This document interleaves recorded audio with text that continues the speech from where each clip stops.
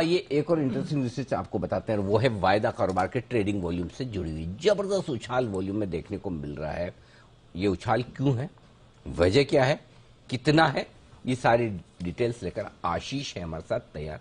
आशीष, खेलो India खेलो और only FNO, only FNO, only FNO, वो भी मैक्सिमम ऑप्शंस में हो रहा होगा। ऑप्शन में मैक्सिमम हो रहा है सर।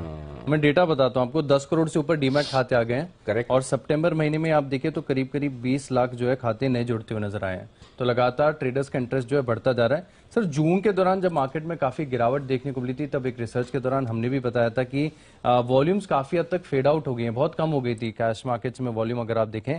लेकिन उन स्तरों से अगर आप सितंबर को कंपेयर करके देखेंगे तो 40% कैश मार्केट की वॉल्यूम्स आपको बताता हूं, उसमें एक ग्रोथ देखने को मिली है 40% की।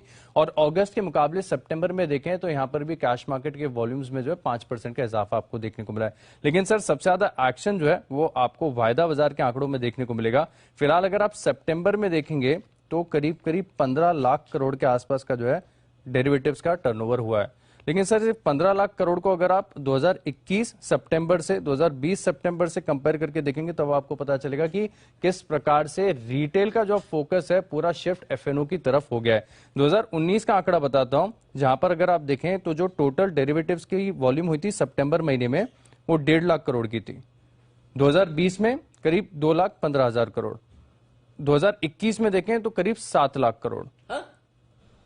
2020 में 2,15,000 करोड़ से 2021 में सीधा 7 लाख करोड़ है। तो अभी का तो देखो 15 लाख करोड़ है।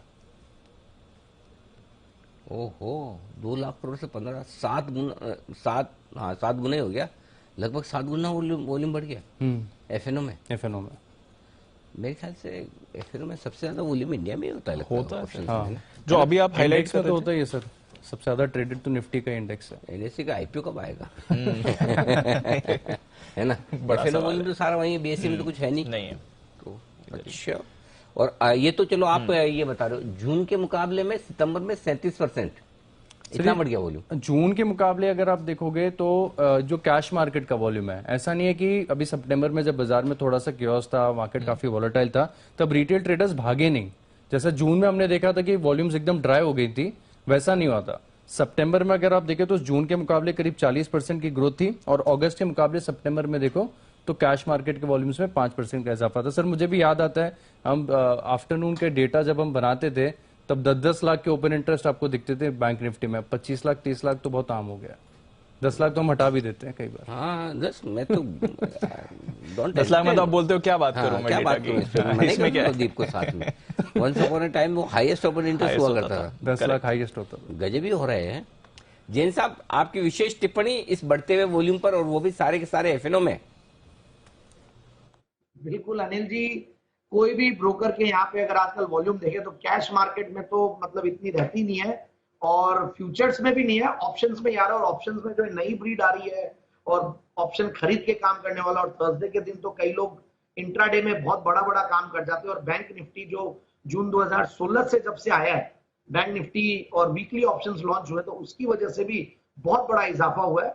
एंड एल्गोज और ये सब सिस्टमैटिक ट्रेडिंग, ऑटोमेटेड, और प्लस रिसर्च पे भी लोगों ने बहुत काम किया है। ऐसा नहीं है कि ये पूरा सट्टेबाजी हो रही है, लोग अपनी स्ट्रेटेजीज के साथ इतना एडुकेशन। इनफैक्ट मुझे याद है एफएनओ का पाठशाला जब आपने किया था, तब शायद you are one of the front runners एक तरीके से, जो एफएनओ की एडुकेशन दे रहे हैं। और उसको देख के लोग बहुत यूट्यूब पे देखते हैं और ऑनलाइन देखते हैं और उससे सीखते हैं। हम लोग के भी यहाँ पे भी कई जने आते हैं तो हम लोग बोलते हैं सबसे पहले आप इसका एफएनओ वाला सीरीज दे दीजिए, एफएनओ पाठशाला। तो ऐसे करके फिर एक वीडियो देखते तो ऐसे कंटिन्यूसली आते हैं, तो ऐसा नहीं है। और फिर जो अभी डिस्काउंट ब्रोकर्स आए हैं, उन्होंने बहुत बड़ा रोल प्ले किया। और इनफैक्ट ट्रेडिशनल ब्रोकर जैसे हम लोग हैं, हम लोग के पास ये वॉल्यूम का शेयर ज्यादा नहीं आया जो बड़े डिस्काउंट ब्रोकर्स के पास आया। So it is the awareness.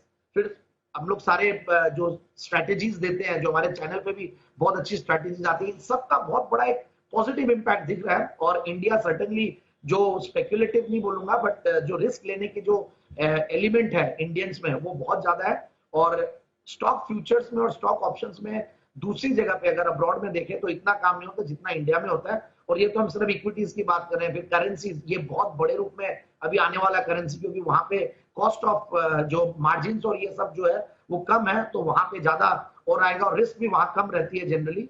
तो मुझे लगता है कि कमोडिटीज थोड़ा ठंडा जरूर पड़ा हुआ है, बट कमोडिटीज में भी बहुत अच्छा आने वाला है। सो ओवरऑल एफएनओ में लोग सेफ्टी के साथ, मार्जिन के साथ, और प्लस रेगुलेटर ने जो अभी इतने सारे जो सिस्टम्स और जो ये इन प्लेस किए हैं, कॉम्प्रिहेंसिवली पूरा जो रेगुलेशंस पे ध्यान दिया, उसका भी बहुत बड़ा पॉजिटिव इंपैक्ट आने वाले दिनों में दिखेगा। आने वाले दिनों में और बड़ा इंपैक्ट दिखेगा। रिटेल पार्टिसिपेशन तो बाजार में बढ़ा है और अब एफएनओ में भी एक्टिवली रिटेल ट्रेडर्स पार्टिसिपेट कर रहे हैं। ये है आपके लिए इस समय जैन साहब की तरफ से व्यू। आइए